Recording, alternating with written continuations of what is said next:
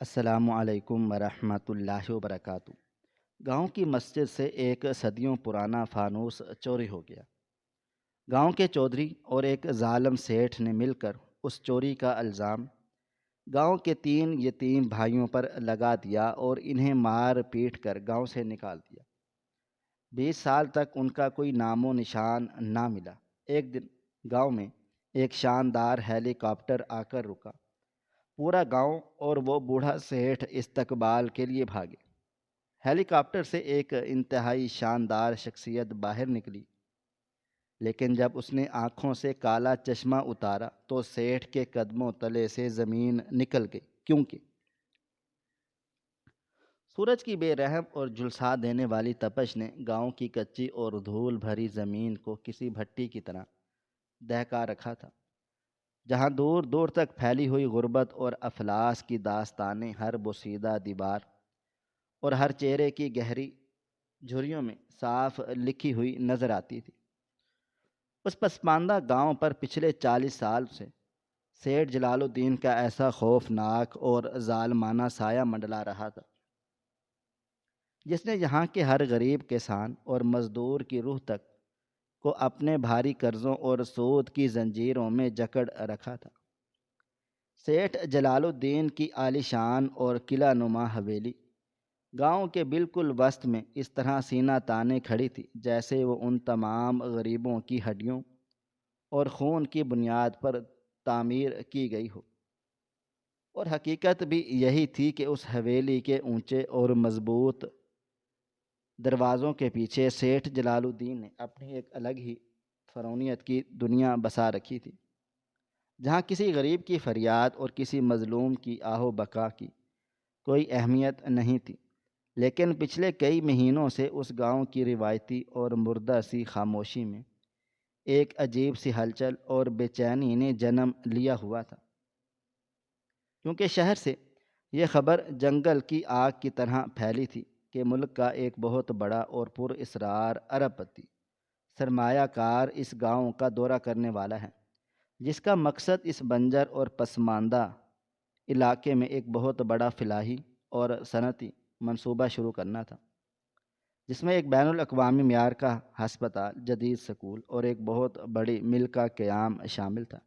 جس سے اس پورے علاقے کی تقدیر بدل سکتی تھی اور غریبوں کو روزگار مل سکتا تھا۔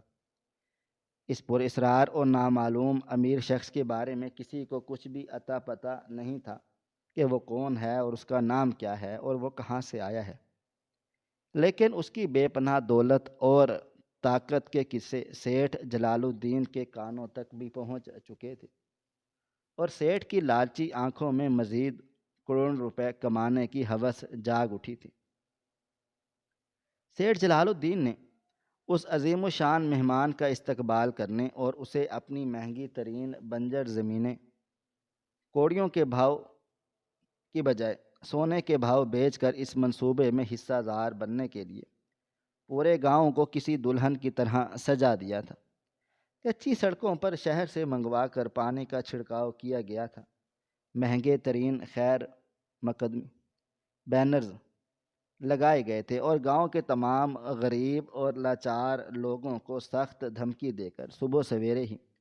اس بڑے اور کھلے میدان میں اکٹھا کر دیا گیا تھا جہاں اس نامعلوم شخصیت کے ہیلی کاپٹر نے اترنا تھا۔ ہر طرف ایک شدید حبس اور انتظار کی وہ گھٹن پھیلی ہوئی تھی جس میں سانس لینا بھی محال ہو رہا تھا۔ بوڑھے، بچے اور عورتیں بھوک اور پیاس سے نڈھال ہونے کے باوجود سیٹھ جلال الدین کے مسلح گنڈوں کے ہاتھ باندھے اس کڑکتی دھوپ میں کھڑے آسمان کی طرف نظریں جمائے ہوئے تھے، جبکہ سیٹھ جلال الدین خود اپنے ریشمی اور قیمتی کپڑوں میں ملبوس اپنے حواریوں کے جھرمٹ میں ایک خاص اور انتہائی مہنگے شامیانے کے نیچے مخملی کرسی پر بیٹھا اپنی مونچھوں کو تاؤ دے رہا تھا، اور اس کے چہرے پر ایک انتہائی مکارانہ اور خوشامدانہ مسکراہٹ سجی ہوئی تھی۔ اسے پورا یقین تھا کہ آج وہ اپنی چکنی چوپڑی باتوں اور جھوٹی عزت و تکریم کے جال میں اس نئے اور امیر شکار کو پھنسا کر اپنی دولت میں کئی گنا اضافہ کر لے گا۔ وقت رینگ رینگ کر گزر رہا تھا اور دوپہر کی دھوپ میں اپنے عروج پر پہنچ کر لوگوں کے جسموں کا خون نچوڑ رہی تھی کہ اچانک دور آسمان کے کناروں سے ایک گہری اور بھاری گڑگڑاہٹ کی آواز ابھرنا شروع ہوئی، جس نے پورے میدان میں موجود ہزاروں لوگوں کے دلوں کی دھڑکنیں تیز کر دی۔ یہ آواز آہستہ آہستہ اتنی بلند اور کان پھاڑ دینے والی ہو گئی کہ زمین لرزنے لگی، اور پھر آسمان کے سینے کو چیرتا ہوا ایک سیاہ اور شاندار ہیلی کاپٹر نمودار ہوا، جس کی چمکدار باڈی پر سورج کی شعاعیں پڑ کر ایک عجیب سی ہیبت پیدا کر رہی تھی۔ ہیلی کاپٹر جیسے ہی میدان کے عین وسط میں اترنے کے لیے نیچے کی طرف آیا، اس کے طاقتور پروں کی وجہ سے گرد و غبار اور ریت کا ایسا ہولناک طوفان اٹھا جس نے پورے گاؤں کو اپنی لپیٹ میں لے لیا۔ غریب گاؤں والے ڈر کے مارے زمین پر بیٹھ گئے اور اپنے چہروں کو ہاتھوں سے چھپانے لگے، جبکہ سیٹھ جلال الدین کے سر سے اس کی قیمتی پگڑی اڑ کر دور جا گری، لیکن اس نے پرواہ کیے بغیر اپنے کپڑے جھاڑے اور ایک انتہائی غلامانہ اور خوشامدانہ مسکراہٹ چہرے پر سجا کر ہیلی کاپٹر کی طرف دوڑ پڑا۔ ہیلی کاپٹر کے پہیے زمین کو چھوتے ہی انجن کی بھاری آواز مدھم ہوئی اور اس کا بڑا سا دروازہ ایک سنسناہٹ کے ساتھ کھلا۔ سب سے پہلے 4 انتہائی چاقو چوبند اور خطرناک نظر آنے والے مسلح سیکیورٹی گارڈز باہر نکلے، جنہوں نے چاروں طرف پوزیشنیں سنبھال لیں، اور پھر ہیلی کاپٹر کے اندر سے وہ پر اسرار اور نامعلوم شخصیت باہر نمودار ہوئی، جس کا پورے گاؤں کو بے صبری سے انتظار تھا۔ یہ دراز قد، انتہائی رعبدار اور پر اسرار شخصیت کا مالک انسان تھا، جس نے ایک بہت ہی قیمتی سیاہ رنگ کا 3 پیس سوٹ پہن رکھا تھا، اور اس کی آنکھوں پر ایک گہرے کالے رنگ کا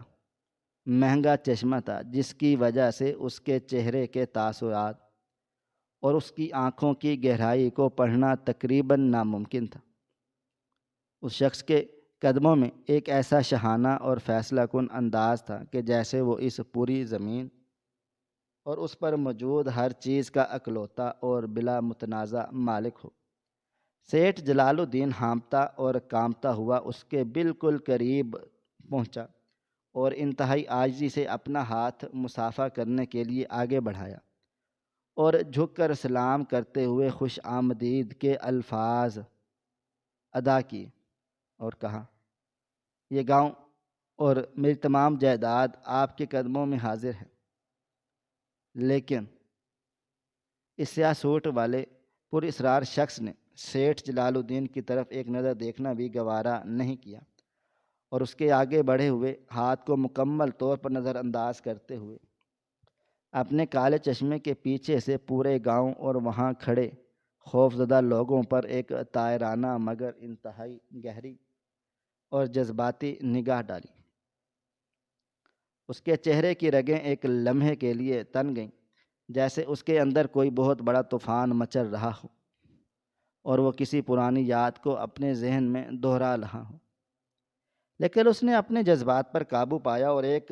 لفظ بولے بغیر گاؤں کی اس کچی اور تنگ پٹ گنڈیوں کی طرف اپنے مضبوط قدم بڑھا دیے، جو سیدھی سیٹھ جلال الدین کی عالیشان حویلی اور اس کی وسیع و عریض زرعی زمینوں کی طرف جاتی تھی۔ سیٹھ جلال الدین، جو اس کھلی اور سر عام بے عزتی پر اندر ہی اندر شرمندگی سے پانی ہو رہا تھا، اس نے فوراً اپنی ہتک کو چھپایا اور ایک وفادار کتے کی طرح نامعلوم ارب پتی شخص کے پیچھے پیچھے دوڑنے لگا۔ پورا گاؤں، جو اس پر اسرار انسان کی ہیبت اور رعب سے محصور ہو چکا تھا، وہ بھی ایک بہت بڑے اور خاموش ہجوم کی صورت میں ان کے پیچھے چل پڑا۔ دھوپ کی شدت اب بھی وہی تھی، لیکن اس شخص کے چلنے کی رفتار میں کوئی کمی نہیں آئی۔ وہ کچی سڑکوں سے گزرتا ہوا سیٹھ جلال الدین کی اس عالی شان حویلی کے بالکل سامنے سے گزرا، جہاں استقبال کے لیے پھولوں کی پتیاں نچھاور کرنے کا انتظام کیا گیا تھا اور مہنگے قالین بچھائے گئے تھے، لیکن وہ شخص اس حویلی کی طرف دیکھے بغیر یوں ہی سیدھا چلتا رہا۔ سیٹھ جلال الدین بار بار آگے بڑھ کر ہانپتے ہوئے اور منتیں کرتے ہوئے اسے حویلی کے اندر چل کر ٹھنڈا مشروب پینے اور آرام کرنے کی دعوت دے رہا تھا، اور اسے اپنے زمینوں کے نقشے دکھانے کی کوشش کر رہا تھا، لیکن اس نامعلوم شخص کے کانوں پر جیسے جو تک نہیں رینگ رہی تھی۔ اس کا ہدف کچھ اور ہی تھا، اور وہ کسی شکارے کی طرح ایک مخصوص سمت کی طرف بڑھتا چلا جا رہا تھا۔ گاؤں کی آبادی پیچھے رہ گئی، اور اب سیٹھ جلال الدین کی وہ ویران اور بنجر زمینیں شروع ہو چکی تھی، جہاں کانٹے دار جھاڑیاں اور سوکھے ہوئے درختوں کے ڈھانچے کسی قبرستان کا منظر پیش کر رہے تھے۔ یہ وہ علاقہ تھا جہاں گاؤں کا کوئی بھی شخص دن کے اجالے میں بھی آنے سے ڈرتا تھا، کیونکہ یہاں ایک صدیوں پرانا اور انتہائی منحوس سمجھا جانے والا سوکھا کنواں موجود تھا، جس کے بارے میں کئی طرح کی خوفناک کہانیاں مشہور تھیں۔ چلتے چلتے اچانک وہ شخص اس سوکھے اور ویران کنویں کے بالکل کنارے پر جا کر رک گیا، اور اس نے پہلی بار اپنا چہرہ موڑ کر سیٹھ جلال الدین کی طرف دیکھا۔ سیٹھ جلال الدین جو چل چل کر نڈھال ہو چکا تھا، اس کنویں کو دیکھتے ہی اس کے چہرے پر ایک ایسی خوفناک اور بھیانک زردی چھا گئی، جیسے اس کے جسم سے کسی نے سارا خون نچوڑ لیا ہو۔ اس کی ٹانگیں کپانے لگیں، اور اس کے ماتھے پر سردی کے باوجود پسینے کے موٹے موٹے قطرے چمکنے لگے۔ اس ارب پتی شخص نے کنویں کی انتہا گہرائی میں جھانکا، جہاں صرف اندھیرا اور موت جیسی خاموشی تھی، اور پھر اپنے ایک گارڈ کی طرف مڑ کر ایک انتہائی گرجدار اور تہمکمانہ انداز میں اپنا پہلا حکم جاری کیا کہ اس کنویں کو فوراً سے کھودنا شروع کرو۔ یہ سب سنتے ہی سیٹھ جلال الدین کی تو جیسے جان ہی نکل گئی۔ وہ دیوانوں کی طرح آگے بڑھا اور اس ارب پتی شخص کے پاس جا کر کہنے لگا، خدارا اس کنویں کو مت کھدوائیں، یہ ایک منحوس اور بدروحوں کا کنواں ہے، اس میں کچھ بھی نہیں ہے سوائے موت اور بیماری کی، اس کنویں کے قریب مت جائیں۔ سیٹھ کی اس غیر متوقع بغلاہٹ کو دیکھ کر پیچھے کھڑے ہوئے پورے گاؤں کے لوگوں میں سے ایک خوف اور حیرت کی لہر دوڑ گئی۔ سب ایک دوسرے کے چہروں کی طرف دیکھ رہے تھے، اور ان کے ذہنوں میں یہ سوال شدت سے ابھر رہا تھا کہ آخر اس صدیوں پرانے سوکھے کنویں میں ایسا بھی کیا دفن ہے جس کی وجہ سے یہ ظالم اور طاقتور سیٹھ آج ایک بھکاری ہے کتنا منت سماجت کر رہا ہے؟ کیا اس سیٹھ نے ماضی میں کسی بے گناہ کا خون کر کے اس کی لاش کو اس کنویں کی اندھیری گہرائیوں میں چھپا دیا تھا، یا اس میں کوئی کالا جادو دفن تھا؟ لیکن وہ ارب پتی شخص سیٹھ کی ان تمام منتوں سماجتوں پر بالکل بھی پتھر اور بے حس بنا رہا۔ اس نے سیٹھ کو ایک زوردار ٹھوکر مار کر اپنے قدموں سے دور کیا، اور اپنے گارڈز کو سختی سے اشارہ کیا کہ کھدائی شروع کی جائے۔ گارڈ نے جدید ترین اور بھاری مشینری، ہتھوڑے اور کدالیں منگوا لیں، اور اس سوکھے کنویں کے ارد گرد موجود صدیوں پرانی مٹی اور پتھروں کو اکھاڑنا شروع کر دیا۔ سیٹھ جلال الدین زمین پر پڑا اپنے بال نوچ رہا تھا، اور اس کی آنکھوں سے وحشت برس رہی تھی۔ گھنٹوں کا طویل وقت گزرتا چلا جا رہا تھا، سورج مغرب کی طرف ڈھلنے لگا، اور آسمان پر شفق کی سرخی پھیلنا شروع ہوگی، لیکن کھدائی کا کام پوری شدت سے جاری تھا۔ گاؤں کا ہر فرد سانس روکے اس منظر کو دیکھ رہا تھا کہ اچانک کنویں کی گہرائی سے ایک گارڈ کی اونچی آواز آئی کہ صاحب، اندر مٹی میں کوئی بہت بھاری اور لوہے کی چیز دبی ہوئی ہے۔ یہ سنتے ہی اس پر اصرار ارب پتی شخص نے اپنے گارڈز کو حکم دیا کہ انتہائی احتیاط کے ساتھ بھائی رسوں اور کرین کی مدد سے اس چیز کو اوپر کھینچا جائے۔ کنویں کی اتھاہ گہرائیوں سے مٹی، کیچڑ اور سالوں پرانے زنگ میں لت پت ایک بہت بڑا مسخ شدہ اور عجیب و غریب سا لوہے اور پیتل کا ڈھانچہ آہستہ آہستہ اوپر آنا شروع ہوا۔ جیسے ہی وہ ڈھانچہ کنویں کے دہانے سے باہر آیا، اسے زمین پر رکھا گیا تو ہجوم بہت بڑی تعداد میں موجود تھا، اور دئی بوڑھا شخص کانپتے ہوئے قدموں کے ساتھ اس ڈھانچے کے قریب آیا۔ اس نے اپنے لرزتے ہوئے ہاتھوں سے اس ڈھانچے پر لگی ہوئی مٹی اور کیچڑ کو تھوڑا سا صاف کیا، اور پھر پھٹی ہوئی آنکھوں سے اسے غور سے دیکھتے ہوئے ایک ایسی حیران کن چیخ ماری جس نے پورے گاؤں کے سناٹے کو چیر کر رکھ دیا۔ اس بوڑھے نے پیچھے کھڑے ہوئے ہجوم کی طرف مڑ کر چیختے چلاتے ہوئے کہا کہ یا اللہ، یہ تو ہمارے گاؤں کی اس تاریخی مسجد کا وہی صدیوں پرانا اور مقدس فانوس ہے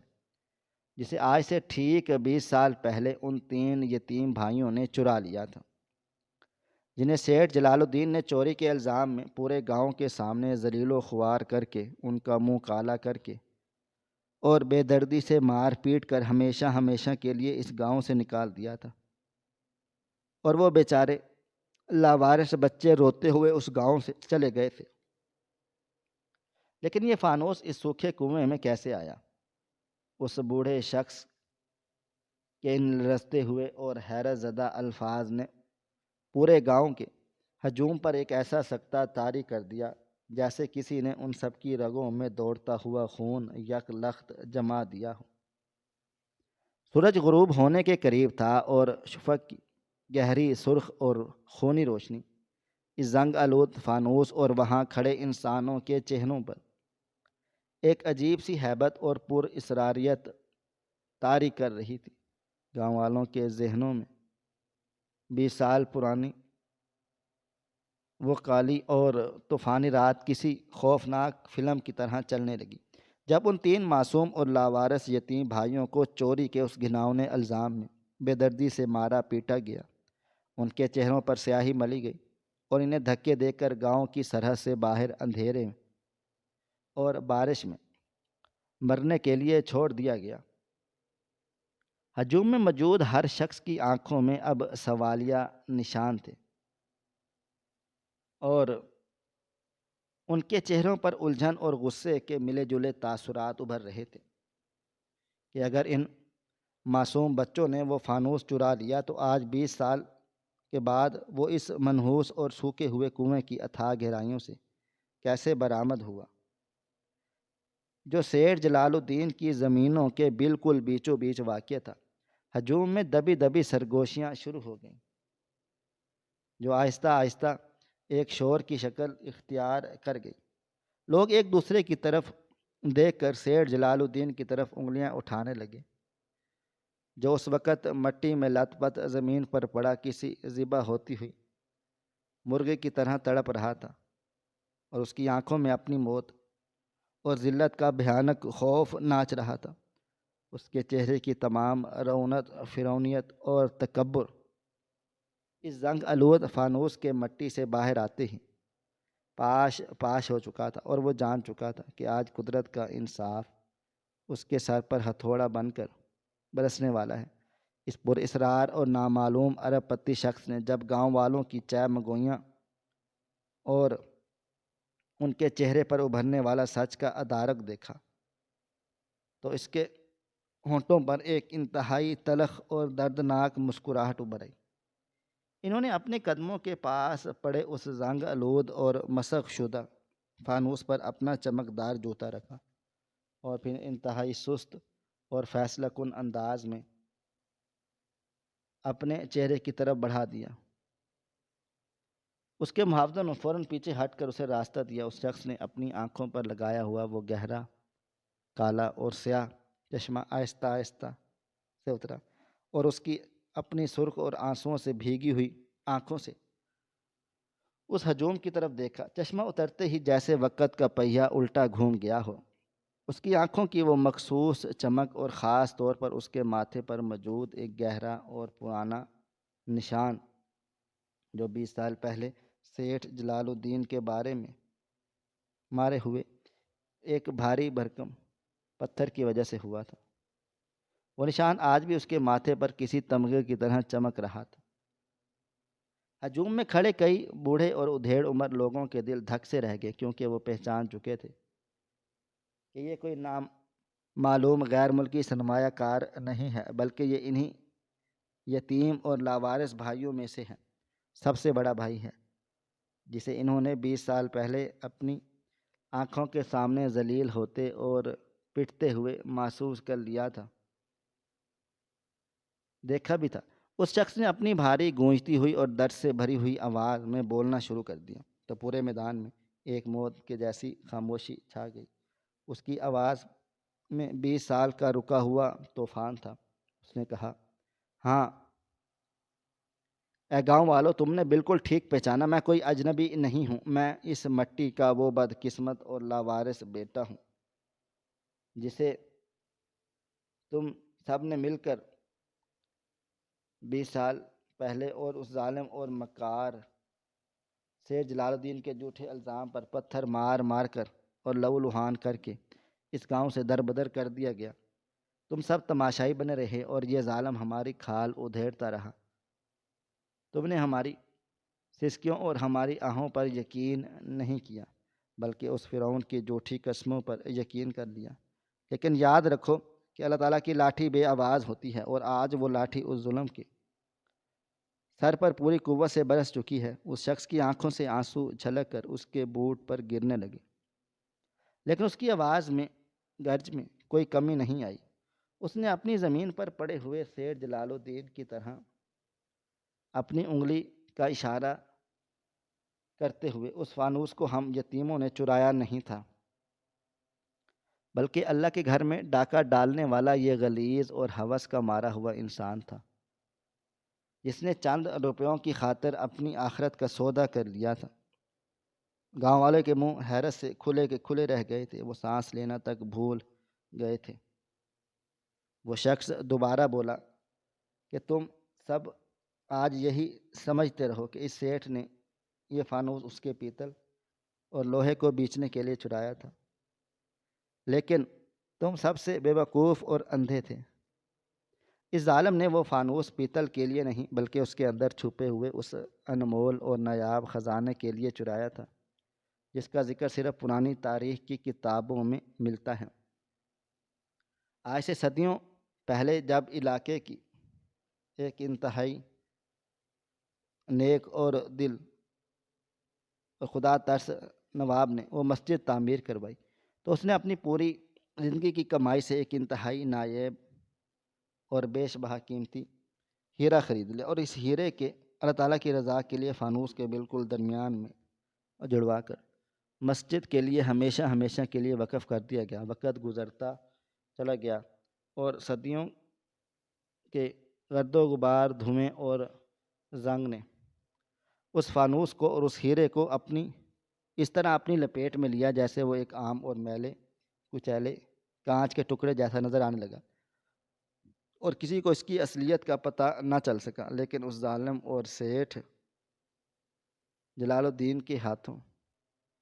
اس نواب کے خاندان کی کوئی بوسیدہ اور پرانی ڈائری لگ گئی تھی، جس میں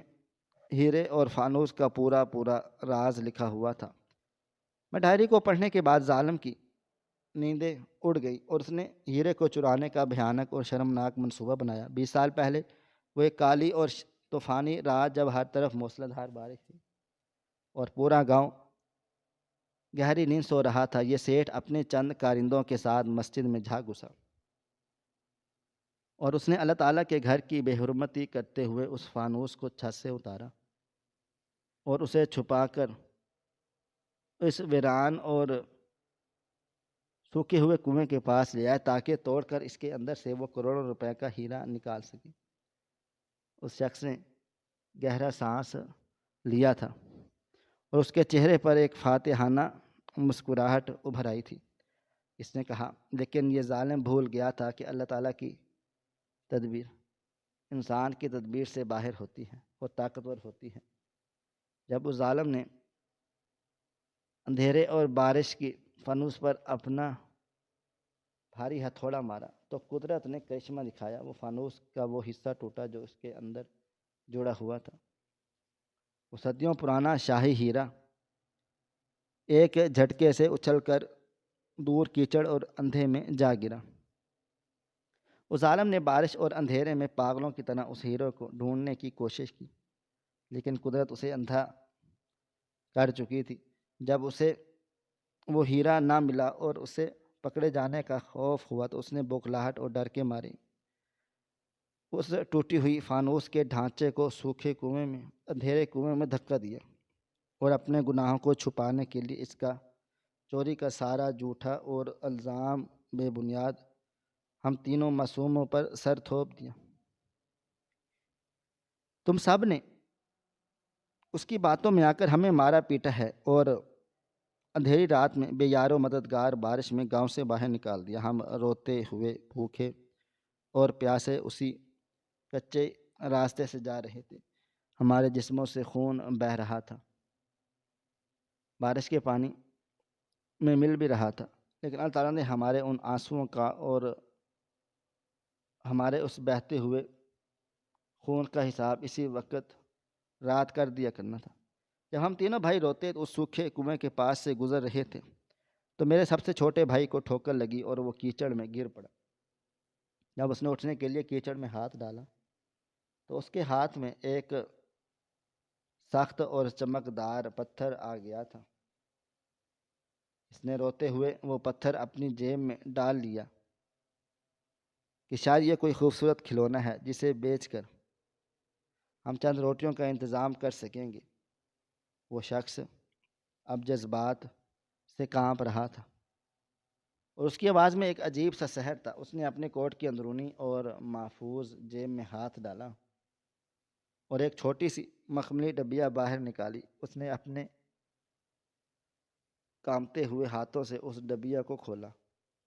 اور اس کے اندر سے ایک انتہائی چمکدار اور آنکھوں کو خیرہ کر دینے والا ہیرا مل گیا تھا۔ اور میں اتنی بلند کر دیا کہ اس ہیرے کی چمک اور اس کی روشنی میں اتنی تیز اور محصور کن تھی کہ سورج کی ڈھلتی ہوئی روشنی بھی اس کے سامنے ماند پڑ گئی۔ پورے گاؤں والوں کی آنکھوں نے اس ہیرے کی چمک سے چندھیا گئیں اور ان کے منہ سے بے اختیار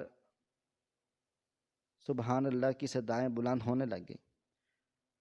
اس شخص نے اس ہیرے کو ہوا میں لہراتے ہوئے کہا، اے گاؤں والوں، اے زمین پر پڑے ہوئے ظالم سیٹھ،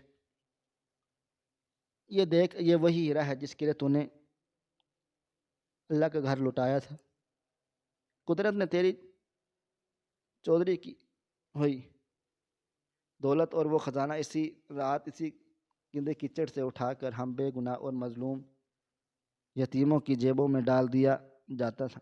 جب ہم شہر پہنچے اور ہم نے فاقوں سے تنگ آ کر اس پتھر کو ایک ایماندار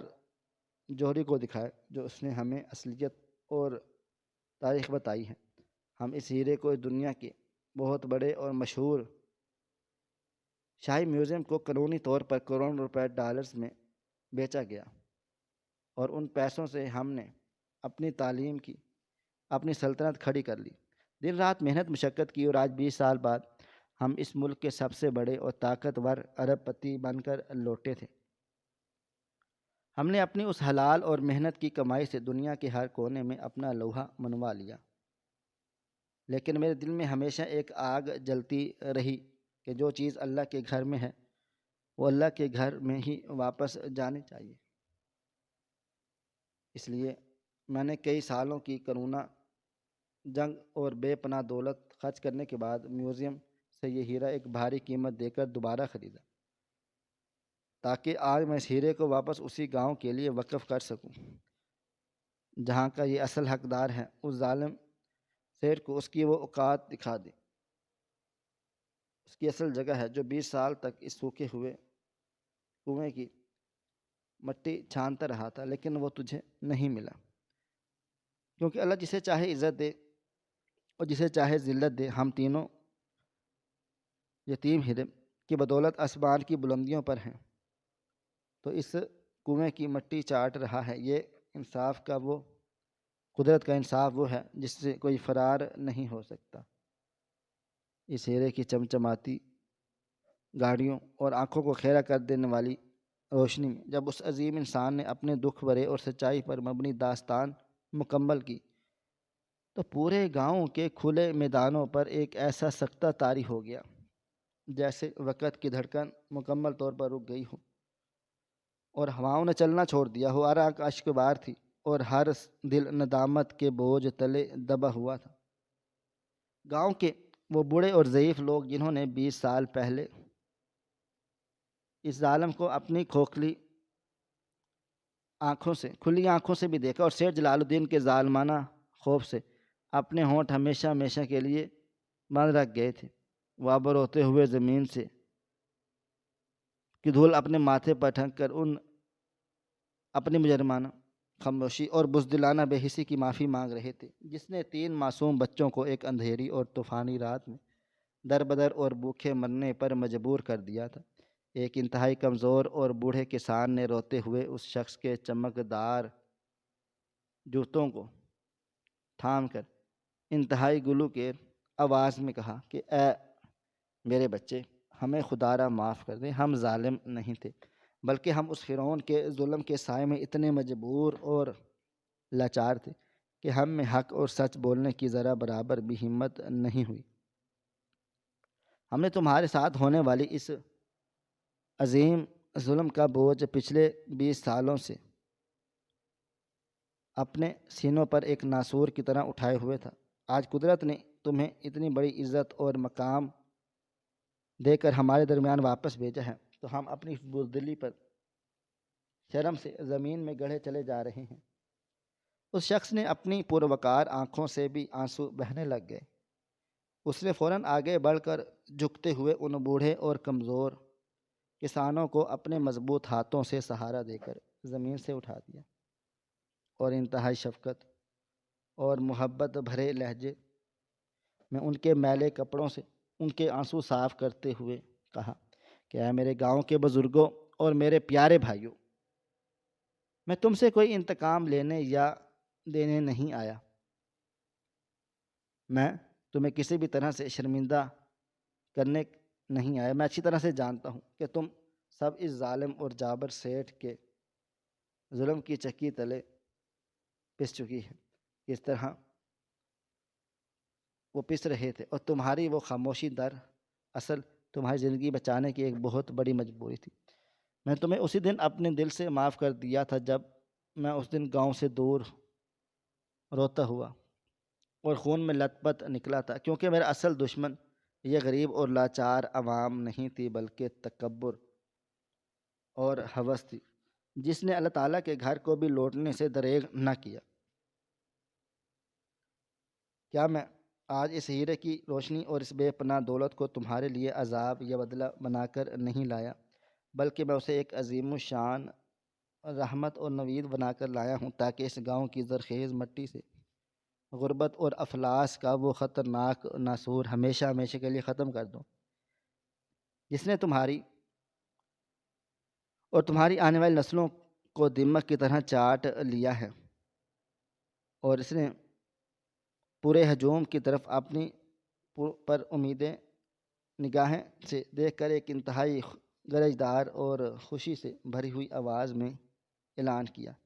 کہ اے گاؤں والو سن لو، آج سے اس گاؤں کا کوئی کسان، کوئی مزدور کسی کا مقروض نہیں رہے گا۔ میں نے اپنی اس حلال کی کمائی سے سیٹھ جلال الدین کے تمام بینک کے کھاتے اور وہ تمام کالے کاغذات خرید لیے ہیں جن میں تمہارے خون سے سنے ہوئے انگوٹھے لگے تھے، اور آج میں ان تمام جاورانہ قرضوں کو اس کے ہیروں کی دولت میں چمک کی طرح ہمیشہ کے لیے مٹا رہا ہوں۔ آج تم سب آزاد ہو، اور یہ تمام جاگیردیں اور یہ زمینیں تم دونوں پر دن رات اپنا خون پسینہ بہاتے ہو، اور تمہیں 2 وقت کی روٹی بھی نصیب نہیں ہوتی۔ آج سے یہ ساری زرعی زمینیں تمہاری اپنی ذاتی ملکیت میں ہیں۔ میں بس اس گاؤں کی حدود میں ایک ایسا عظیم الشان اور جدید ترین بین الاقوامی ہسپتال داخل کرواؤں تعمیر کرواؤں گا، جہاں کسی بھی غریب ماں کو اپنے بچے کے علاج کے لیے اپنی بکری یا اپنی زمین یا اپنے معمولی زیور نہیں بیچنے چاہیے۔ یہاں کے یتیم اور لاوارث بچوں کے لیے ایک ایسا شاندار اور مفت سکول بنے گا جہاں وہ اعلیٰ ترین تعلیم حاصل کر کے اپنے ملک کا نام روشن کریں گے، اور کسی بھی غریب بچے کو فیس نہ دینے کی وجہ سے اسکول سے باہر نکال دیا جاتا ہے۔ اس علاقے کی ان تمام بنجرس اور ویران زمینوں پر ایک بہت بڑی صنعتی فیکٹری لگائی جائے گی، جہاں اس گاؤں کے ہر موڑ پر اور پڑھے لکھے ہوئے نوجوانوں کو عزت کی روٹی کمانے کا موقع مل جائے گا، اور تمہاری یہ کچی ٹوٹی پھوٹی اور بارش میں ٹپکنے والی جھونپڑیاں پکے اور سیمنٹ کے مکانوں میں تبدیل کر دی جائیں گی، تاکہ کوئی بھی طوفان ہو اور کوئی بھی سلسلہ غیر ہو، تمہیں اللہ تعالیٰ کا رات کی نیند ڈرا بھی نہ سکے۔ اس عظیم الشان انسان کے اس ناقابل یقین اور حیرت انگیز اعلانات نے پورے گاؤں کے ماحول کو اور مرجھائے ہوئے پھولوں کو ایسی زندگی اور خوشی کی لہر دوڑا دی جس کا انہوں نے اپنی پچھلی 7 نسلوں میں کبھی بھی تصور نہیں کیا تھا۔ ضعیف عورتیں اپنے پھٹے پرانے دوستوں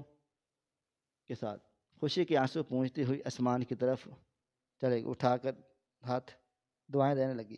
اور جوان مرد کی خوشی اور جوش سے فلش گاف نعرے بلند ہونے لگے۔ پورے کا پورا میدان ایک انتہائی خوبصورت اور جذباتی جشن کے سماں میں تبدیل ہو گیا، اور وہ ہیرا جو 20 سال پہلے ایک چوری اور تہمت کا الزام بنا کر رکھا تھا اور بڑا ذریعہ اور روشن ذریعہ بن گیا تھا، لیکن اس بے پناہ خوشی اور جشن کے ماحول میں ایک شخص ایسا بھی تھا جس کے لیے یہ خوبصورت دنیا اب ایک دہکتی ہوئی اور خوفناک جہنم بن چکی تھی۔ وہ ظالم سیٹھ جلال الدین تھا، جو اس کھدائی کی مٹی میں لت پت پڑا تھا، اپنی تباہی اور بربادی کا ہولناک منظر اپنی کھلی اور وحشت زدہ آنکھوں سے دیکھ رہا تھا۔ اس ارب پتی شخص نے گاؤں والوں کی اس خوشی کو ایک لمحے کے لیے ایک طرف چھوڑ کر اپنے قدم اس ظالم سیٹھ کی طرف بڑھا دیے تھے، اور اس کے سامنے بالکل سامنے جا کر فاتح کی طرح کھڑا ہوگا۔ اس کی آواز میں کوئی نرمی اور شفقت نہیں تھی، جبکہ ایک ایسا قہر اور جلال تھا جس نے سیٹھ کی روح تک کو جلا کر راکھ کر ڈالا، اور اس نے کڑکتی ہوئی دھوپ میں کہا کہ اے ظالم انسان اور مغرور انسان، تو پہلے 20 سال اندھی دولت اور جھوٹی طاقت کے نشے میں اندھا ہو کر 3 لاوارث اور معصوم بچوں کو جانوروں کی طرح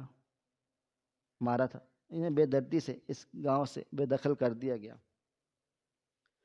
تو اپنے تکبر میں یہ سمجھتا تھا کہ تیری یہ فرعونیت اور تیرا یہ ظلم ہمیشہ ہمیشہ اس طرح قائم دائم رہے گا۔ تیری بے حساب دولت تجھے خدا کی لاٹھی اور اس کی پکڑ سے ہمیشہ بچا لے گی، لیکن تو اپنے غرور میں یہ سب سے بڑی حقیقت بھول گیا کہ مظلوم کی آہ اور یتیم کا آنسو جب بھی زمین پر گرتا ہے تو آسمان کا سینہ چیرتا ہے، تو وہ عرش الہی کو بھی ہلا کر رکھ کر دیتا ہے، اور قدرت جب اپنا بے آواز اور خوفناک انتقام لیتی ہے تو وہ ظالم کو کہیں بھی منہ دکھانے کے قابل نہیں چھوڑتی۔ آج تیری وہ میری ساری ہمار بدماشی کی طاقت اور جھوٹا غرور میرے جوتوں کی نوک کے نیچے ریت کے نیچوں رول رہی تھی، تو نے میری جس عالی شان حویلی میں مجھے بلانے کے لیے سارا استقبالیہ ڈرامہ رچایا تھا، آج وہ حویلی بھی غیر قانونی طور پر مکمل طور پر میرے نام ہو چکی ہے، کیونکہ میں نے تمام نام کاروباری قرضے اور بین الاقوامی شیئرز کئی گنا سے قیمت دے کر خرید لیتے ہیں، جس کے بوجھ تلے تم اور تیرا کاروبار اس طرح دب چکا تھا کہ آج اس قانونی طور پر اور اس دنیا کی نظروں میں تو ایک پائی کا بھی مالک نہیں ہے۔ تیرا سارا جمع کیا ہوا بینک بیلنس، تیری ساری ہتھیالی گئی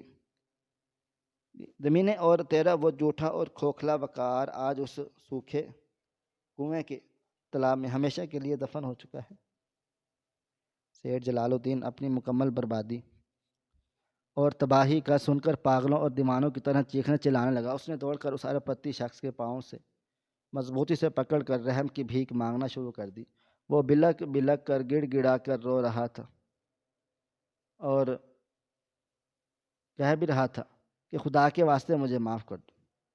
میں نے واقعہ اپنی ہوس میں اندھا ہو کر ایک بہت بڑا گناہ کر لیا، مجھے صرف میری حویلی کے ایک چھوٹے سے تاریک کونے میں پڑا رہنے دو، میں تمہاری زندگی بھر غلامی کروں گا، تمہارے جوتے صاف کروں گا، لیکن اس کی کمزوری اور بڑھاپے میں بے گھر مت کرو۔ یہ سڑکوں پر رول رول کر کتے کی موت مر جائے گا، لیکن اس شخص کی آنکھوں میں، اس ظالم کے دل میں کوئی چھوٹا سا قطرہ اور ایک انتہائی قطرہ بھی موجود نہیں تھا۔ اس نے انتہائی سختی سے اور نفرت سے اپنا پاؤں چھڑکا، اور جس اندھیری اور طوفانی رات میں تو نے ہمیں بے گھر کیا تھا، اس رات ہم بھی تیرے قدموں سے گر کر تو اسے اس طرح سے رحم کی بھیک مانگی تھی، لیکن تیرے اس پتھر دل میں کیا ہمارے آنسوؤں پر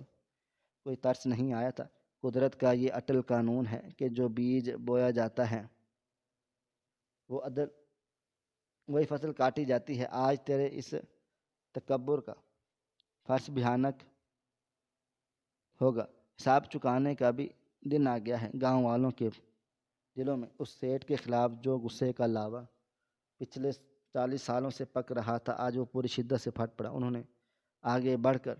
سیٹھ کو بے دردی سے گھسیٹا اور اس کی قیمتی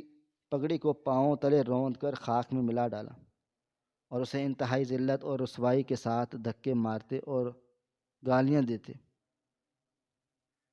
اور گاؤں کی اسی کچی بستی میں اور ٹریفک کی پرگنیوں پر لے جائے جہاں سے سیدھا راستہ گاؤں کی طرف جاتا تھا، اور بوڑھا اور کمزور سیٹھ جلال الدین، جس نے اپنی ساری زندگی میں لوگوں کیڑے مکوڑے سمجھ کر اپنے قدموں تلے سے بٹھا دیا، آج وہ خود روتا ہوا اور گڑ گڑاتا ہوا ننگے پاؤں اس کڑکتی ہوئی دھوپ میں اور کھاتا چل رہا تھا۔ اس ارب پتی شخص نے پیچھے سے اونچی آواز میں کہا کہ اے بالکل اسی طرح سے ذلیل کر کے گاؤں کی سرحد سے باہر نکال دیا جائے جس طرح سے اس نے ہمیں نکالا، اور آج کے بعد اس طرح کے کبھی بھول نہیں سکتی۔ گاؤں کی طرف آنکھ اٹھا کر بھی دیکھا تو وہ آنکھیں اسی وجہ سے نکال لی جائیں گی۔ سیٹھ جلال الدین غصے و خوار ہوتا ہوا، روتا پیٹتا ہوا اور اپنے کالے اعمال کی وجہ سے جلتا ہوا بالکل سیدھا اور بے یار و مددگار اس گاؤں کی ایک سرحد سے باہر نکل گیا، اور اس کے پیچھے اس کے غرور اور وہ سارا اونچا محل ریت کی طرح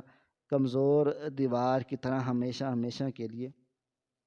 زمین بوس ہو گیا۔ اس کہانی کا دوسرا رخ پر وہ اختتام ہمیں یہ عظیم الشان اور کتنا ہی طاقتور اور بے پناہ دولت مند کیوں نہ ہو، وہ قدرت کے بنائے ہوئے مکافات عمل کے اٹل قانون سے کبھی بھی فرار حاصل نہیں کر سکتا۔ ظلم اور جبر کی حالت کتنی ہی کالی اور طویل کیوں نہ ہو، ایک نہ ایک دن سچائی اور انصاف کی روشنی صبح کے سامنے آ ہی کھڑی ہوتی ہے، اور یتیم کے بہتے ہوئے گرم آنسوؤں میں وہ خوفناک طاقت چھپی ہوئی ہے جو بڑے سے بڑے فرعون کو تخت کے الٹ کر ریزہ ریزہ کر دیتی ہے، اور اللہ تعالیٰ تبارک و تعالیٰ کی ذات بے نیاز ہے، وہ جسے چاہتا ہے اندھیرے اور کیچڑ سے نکال کر آسمان کی بلندیوں میں پہنچا دیتا ہے، اور عزت کے تحت تخت پر بٹھا دیا، اور جس وقت تکبر اور ہوس کا بیج بویا جا رہا تھا اور اسی کے تاغ میں سے غرق کر دیتا ہے۔ ہمیں اپنی زندگی میں کبھی بھی کسی غریب لاچار اور کسی غریب یتیم کو کمتر اور حقیر نہیں سمجھنا چاہیے، کیونکہ ہم نہیں جانتے کہ قدرت نے اس کے لیے کون سا انمول ہیرا اور کون سی عظیم کامیابی چھپا کر رکھی ہے، اور سچائی ہمیشہ ہمیشہ زندہ رہتی ہے، چاہے اسے 20 سال تک کسی اوندھے یا سوکھے ہوئے کنویں کی اور اسے 20 سال تک کسی اندھے کنویں کی طرح دیتے کنویں کی تاریکیوں میں دفن نہ ہو جائے۔ وہ ایک دن پورا جاہو جلال کے ساتھ باہر آتی ہے اور باطل کو ہمیشہ ہمیشہ کے لیے مٹا کر رکھ دیتی ہے۔ ناظرین، آپ کو ہماری آج کی کہانی کیسی لگی؟ کومنٹ باکس میں اپنی رائے کا اظہار ضرور کریں۔ اس طرح کی سبق آموز کہانیاں سننے کے لیے ہماری ویڈیوز کو لائک کریں، شیئر کریں اور ہمارے چینل ایس ایف سٹوریز کو ضرور سبسکرائب کر لیں۔ ملتے ہیں کل ایک نئی اور دلچسپ کہانی کے ساتھ، تب تک اپنا ڈھیر سارا خیال رکھیے گا۔ اللہ حافظ۔